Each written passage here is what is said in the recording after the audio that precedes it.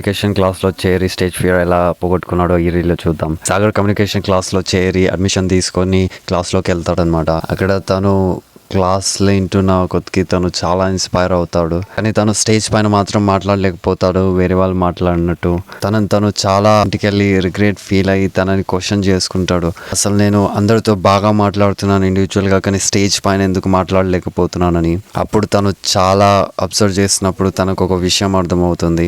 తన థాట్సే ఆపుతున్నాయని. ఆ థాట్స్ ఏంటంటే తను స్టేజ్ పైకి వెళ్ళినప్పుడు వాళ్ళు ఏమనుకుంటారో అనే ఒక భయం థాట్స్ తనని దాన్ని ఎలాగైనా జయించాలని ఈసారి చాలా కమిట్ అయిపోయి నెక్స్ట్ డే ఆఫ్ కమ్యూనికేషన్ క్లాస్కి వెళ్తాడనమాట. అక్కడ తను ఆల్రెడీ ఊహించుకున్నట్టే ఈసారి ఏదేమైనా సరే నేను అసలు ఏమీ ఆలోచించను, ఏమైనా సరే నలుగురు ఏమనుకున్నా సరే, నవ్వినా సరే, నేను మంచిగా మాట్లాడిపోయినా సరే, నేను ఈసారి భయపడను, ఎట్టి పరిస్థితుల్లో నేను మాట్లాడాల్సింది మాట్లాడి తీరుతానని స్టేజ్ పైకి వెళ్ళి ఫస్ట్ టైం తన లైఫ్లో స్టేజ్ పైకి వెళ్ళి మాట్లాడిస్తాడనమాట ధైర్యం చేసి. అండ్ ఈసారి ఎంత బాగా మాట్లాడతాడంటే వాళ్ళందరూ ఆశ్చర్యపోతారు. సార్ కూడా ఆశ్చర్యపోయి షాక్ అయిపోయి క్లాప్స్ కొడతాడనమాట. సో సీక్రెట్ ఇదే, మనల్ని ఆపేస్తున్నాం, మనం క్రియేట్ చేసిన భయాలనే. దాన్ని జయించాల్సిన అవసరం ఉంది.